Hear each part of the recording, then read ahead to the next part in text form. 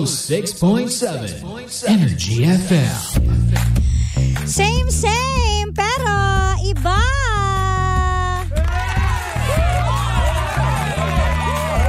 Yes, yo. I am so back. Balakubak. Oras natin 2:33 na. Yan. Kumusta naman ang lahat? Nakapag-merienda na ba? Yan, nakapag-telebabad na ba? Nakapag-emote na ba sa kanta? Ano nga ba ang mga na-achieve mo na ngayong hapong ito? Kung marami-rami na, di congratulations sa'yo. Lalo na sa mga labahin mo Congratulations dahil marami kang natapos na labahin. No? Alam nyo, ito na experience ko lang to sa mga lola tsaka nanay natin. Kahit may washing machine, bakit nagkakamay pa rin sila? Hindi ko na rin maintindihan kasi kahit sabihin ko yung nanay ko na, di ba bumili tayo ng washing machine, bakit kinakamay mo pa rin? Iba pa rin kasi ang kamay. Kasi yung mga ano-ano, hindi pwede maghalo-halo yung mga kulay, mga ganyan. Sabi ko, so para saan yung washing machine na binili? Diba? Ay sa mga ano lang yan, ganyan, mga kumot lang yan. Sabi ko, wow, swerte ng kumot. Sila lang yung nakakaranas sa washing machine. Diba? Siguro masisipag lang talagang natin, mga magulang natin. Diba? Lalo na sa mga ganyang bagay. Ay nako, kahit sa mga luto, diba? Gusto nila organic talaga.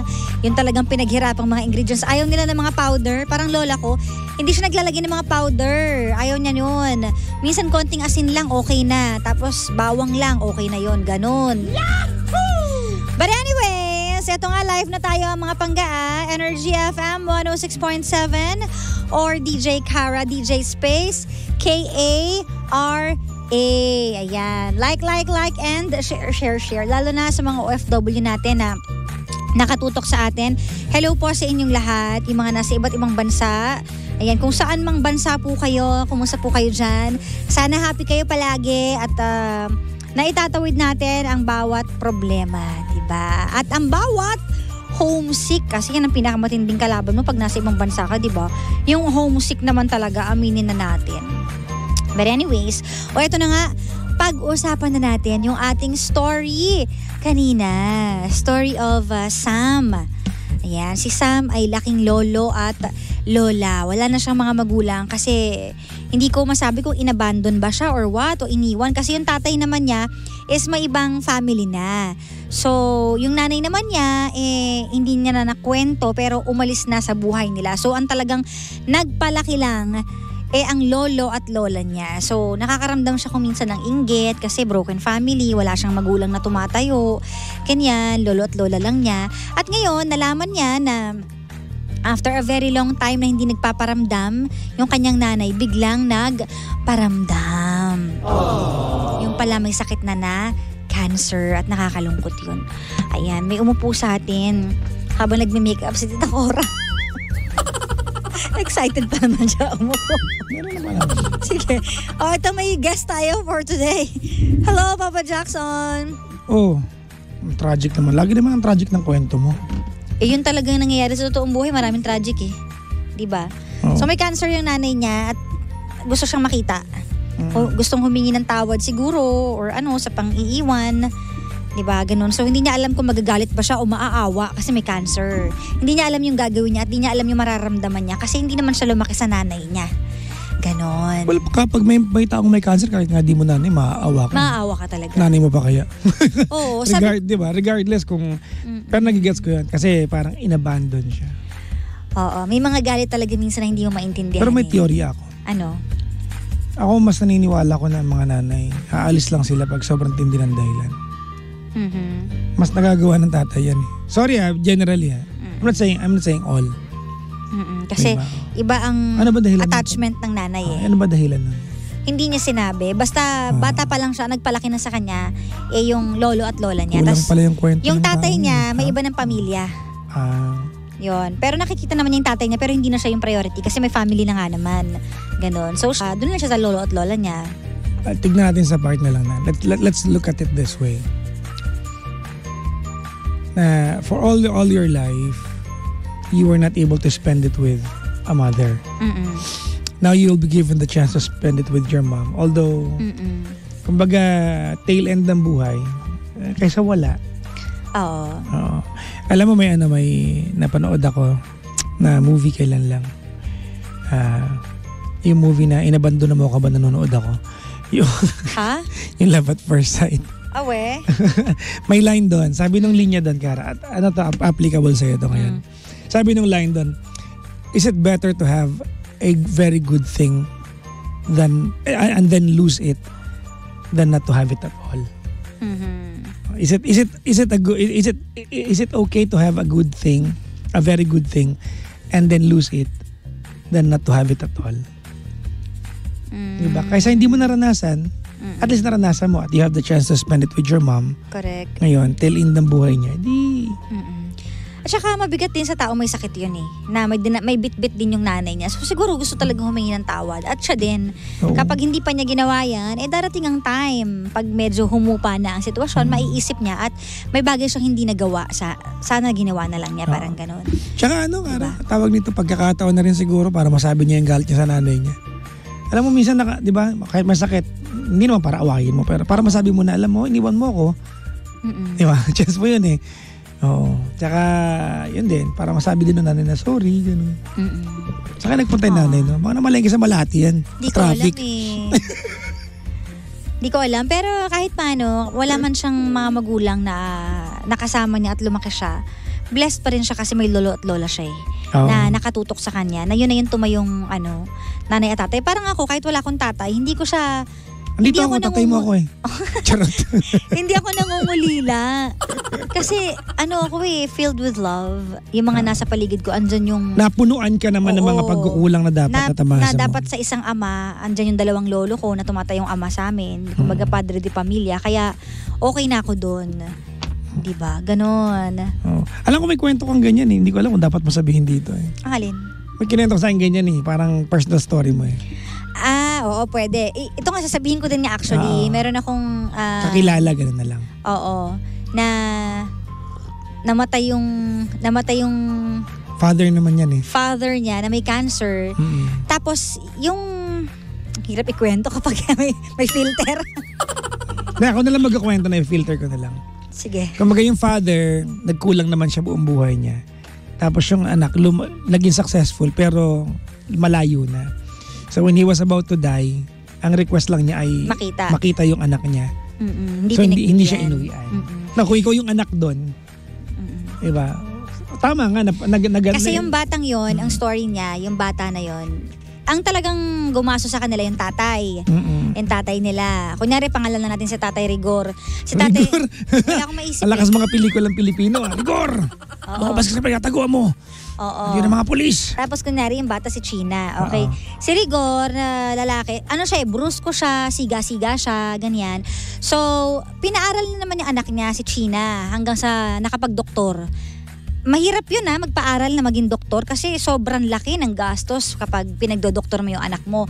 So pinatapos na ng college, pinaaral niya ulit ng pagdodoktor, ganyan. Tapos mag-isang anak lang yun Ngayon, yung asawa ni Rigor, na nanay ni China, namatay. Una siyang namatay. So parang ang sinisisi kasi ni China sa pagkamatay ng nanay niya is yung tatay niya.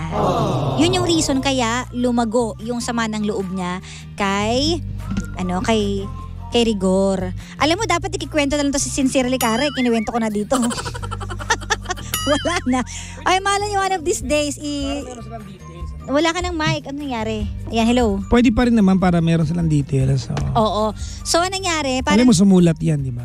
Mula nung nagalit siya mula nung namatay yung nanay niya, sinisisi niya yung tatay niya. Kasi yung tatay niya, laging inaaway yung nanay niya, sinisigawan, parang namatay sa sama ng loob.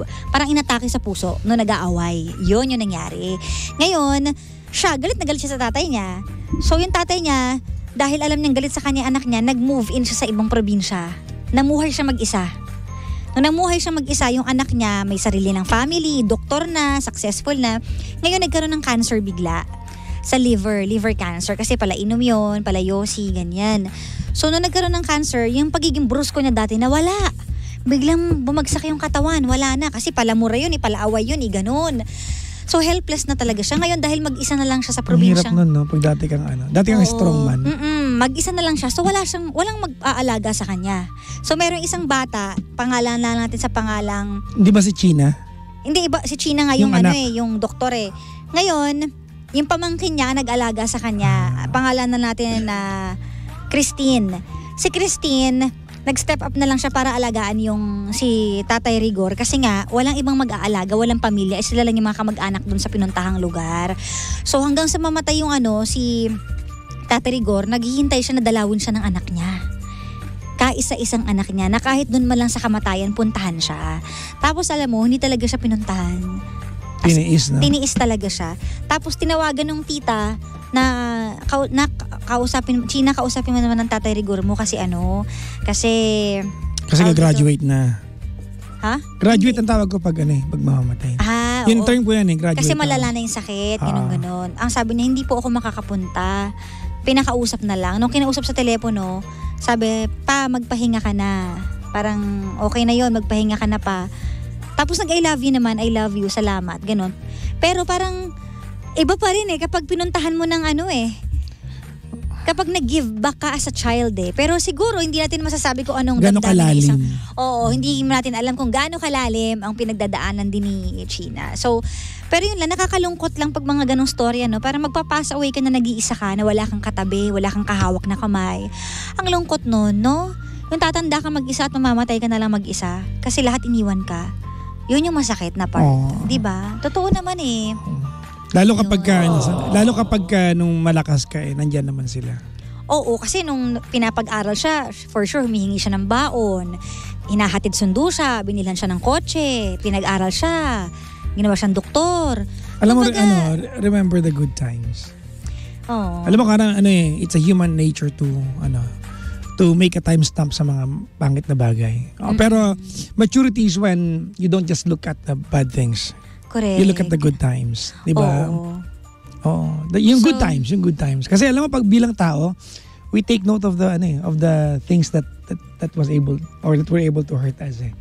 Pero kapag nag-mature ka na, mababalansin mo na, salbahe sa akin to, pero nung ganito ginawa niya sa akin. Pero alam mo hindi lahat ng tao ay maliwanag ang pag-iisip na, kagaya mo mag-isip na ika-count mo yung good things. Kailan na lang naman ako ganyan Karamihan kasi sa atin, talagang mas kinakount natin yung bad things and then binabaon natin sa limot yung good things. Ganon tayo minsan Ako hindi. Which is wrong. I look at the good things. Kasi feeling ko, Ara, wala naman dagdag sa atin bilang tao if you go ahead and count the bad ones. After all, kung nandun ka sa posisyon na naiisip mo pa yung bad boy ka pa, so a lot to be grateful for. Correct. Habang nadidistract ako sa kilay ni Tita Cora, ang kapal hindi pa rin siya tapos mag-makeup, no? Uupo ka na ba? Mag-makeup ka pa dyan. Diba?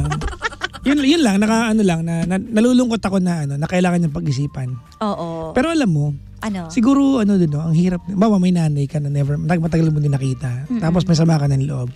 Tapos parang it becomes an obligatory thing kasi nga mag-graduate na sa mundo. Kumbaga, hindi mo na kayang i-delay yung sama ng loob mo. Kasi kailangan na mangyari. Nagigets ko rin yung bata kasi baka sobrang awkward nga naman. Oo. Kaya lang, di ba paano kapag graduate bigla ng kakaisip-isip mo? Oo. Pero kapag hindi nyo kaya, talk it to God in prayer para magkaroon kayo ng lakas ng loob. Kasi minsan may mga bagay na hindi natin kayang gawin. Pero pag pinagdasal natin, bigyan nyo po ako ng tapang na harapin to.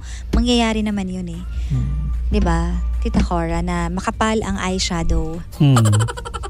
Alam mo, kasalanan talaga ito na nagtitinda ng karaoke. Bakit? Kung bakit siya iniwan ng nanay niya. Anong kinalaman ng karaoke? Ano nga ulit yung kwento? Pero alam mo, this is a story about forgiveness. Karamihan ng mga na-abandon na mga ganyan sa kwento ni anong pangalan ng si Sam. Si Sam. Karamihan ng mga na-abandon na nagiging fuel nila yung pinagdaanan. Yung pinagdaanan to prove something in life. May ganun di ba? Peg ng Pinoy yan kahit nasa telenovela ganyan ang peg natin Correct. Diba? So peg ng Pinoy yan. Totoo. Sa amin sa Baklitas may mga ganyang artista. Na Inabandona ng magulang, lalo ng tatay. Oo. Si Miss Carla Estrada, 'di ba? Lumaki siya ng alam ng tatay niya ay patay siya. Oh. So lumaki siya ng hindi niya kilala ang kanyang ama. Hanggang sa nagkaroon sila ng pagkikita nung siya'y malaki na, doon lang nalaman na buhay pala siya. So yun naman di sinadya. Hindi Kasi, alam. baka may nagsabi sa tatay na wala na siya. Ganun. Ito Ayun. naman kasi may cancer. Anong cancer ito ng Stage ano?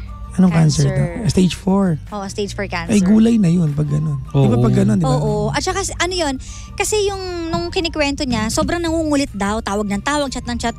Feeling ko eager na talaga na kailangan madaliin na. 'Di ba kaya tawag ng tawag, chat ng chat, minamadali na napuntahan mo na yung nanay mo kasi baka ilang araw na lang or ano. Baka yung hindi kakaisip mo masabi. wala kang abutan.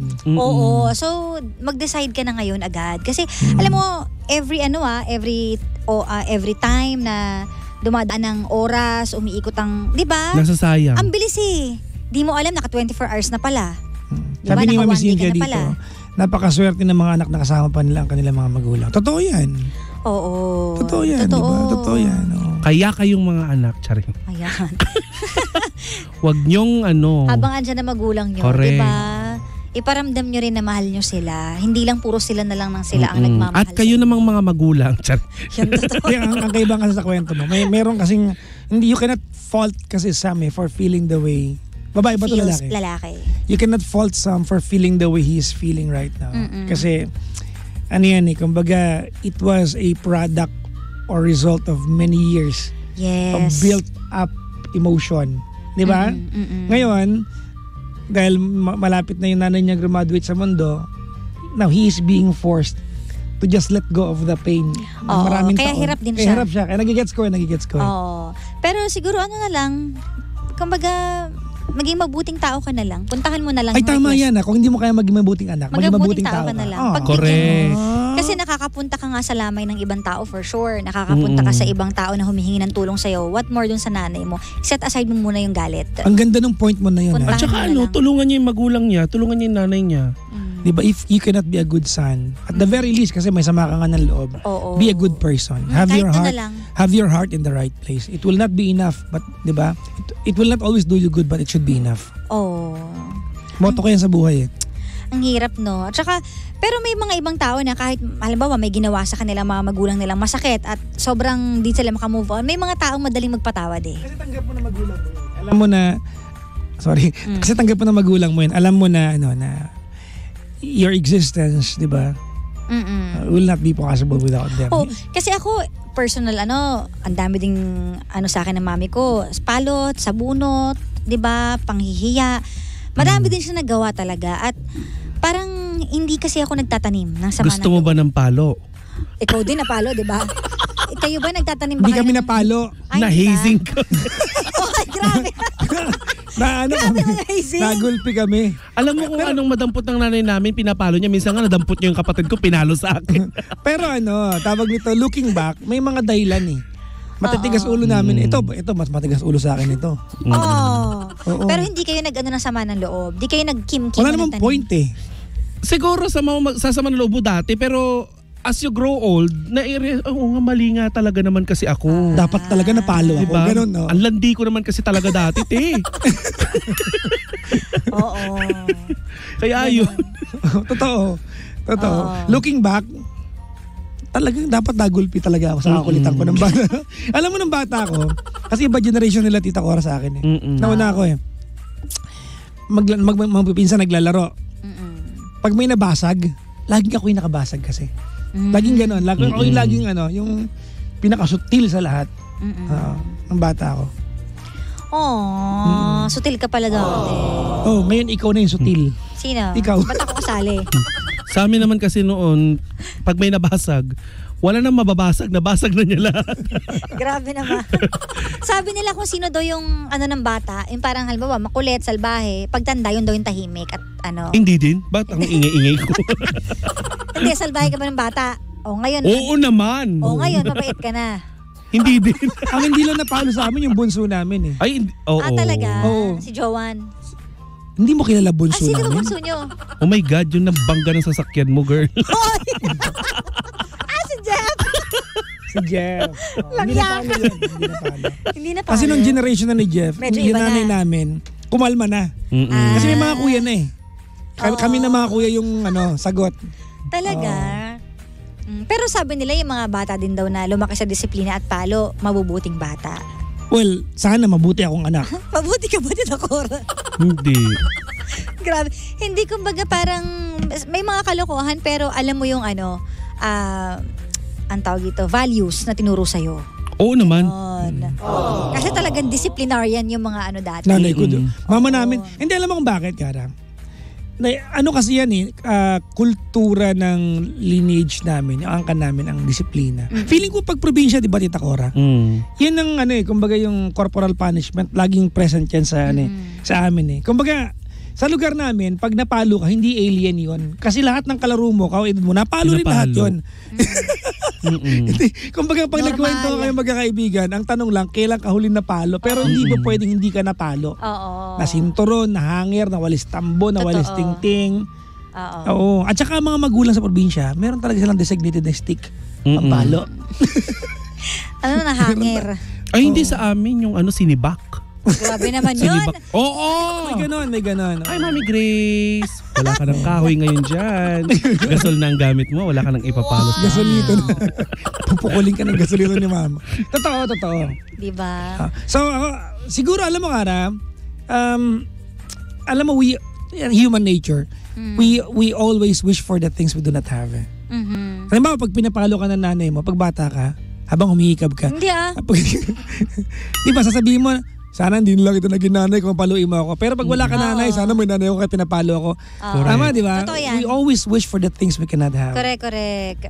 Kaya maging kumbaga thankful din tayo and blessed pa rin tayo kapag meron. I-cherish natin yung moment na nandyan pa yung mga magulang. Correct. Kasi mahirap talaga mawala ng magulang. Kasi kakaraan na yung magulang nito Diba? Lola, dalawang lolo, mami mo. Diba? Kumbaga, tama ka nga. Hindi mo naramdaman yung vacuum. Pangungulila. Oo. Yung vacuum kasi nga filled ka Oo. Well, ayun na nga. Anyways, maraming salamat sa inyong dalawa. Patay na ba? Hindi pa. May cancer. Oo. Parang gustong makipag-usap sa kanya. Pagbigyan mo na, di ba? Oo. Pakinggan mo kung anong gustong sabihin. Kasi darating ang time, di na makakapagsalita yan. Di ba? Pag may cancer ka, pati yung pagsalita mo, hinang-hina na rin, di ba? Kahit gustuhin niya mag-sorry pa at magsalita, baka hindi niya na masabi din yung word na yun. Malay mo gumaling. Plot twist. Ay, parang hirap. Total, parang teleserye yung buhay niya, di ba? May plot twist. Pusang galing plot. Ay, nako. Anyways, nabuhay, tas hindi niya pala yung nanay. Iba na naman. Maraming salamat, Papa Jackson and Tita Cora. Thank you. May bukas pa naman, mga pangga, 12 noon to 3 p.m. Ako pa ang inyong makakapiling. You can send your stories sa fanpage natin sa Facebook, Sincerely, Kara. Malay nyo one of these days, papakinggan nyo na ang story ng inyong love life. Maraming salamat. Ako po ang nag-iisang chicks ng radyo. Wala iba kundi si Kara. Dito lang sa number 1, 06.7 Energy FM. Panggawag mo sabihing radyo, sabihin mo. Energy.